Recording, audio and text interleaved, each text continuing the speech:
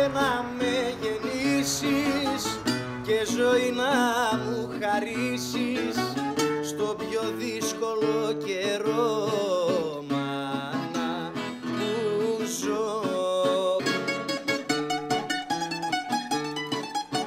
Quale ribellione mi accese subito nel cuore questa musica. Rebetiko si chiama, rebet, dal turco ribelle.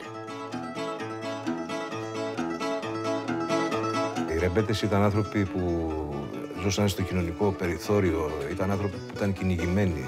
Ήταν πάνω φτωχοί και πεθάναν φτωχοί και κάναν πολιτισμό. Και τα τραγούδια τους αντέξαν 80 χρόνια και 100 χρόνια.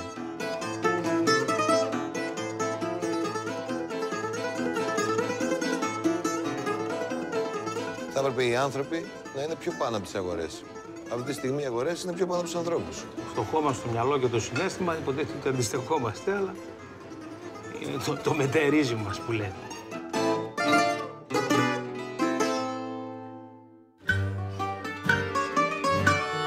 Φύνε του, πιάσε με χωρίς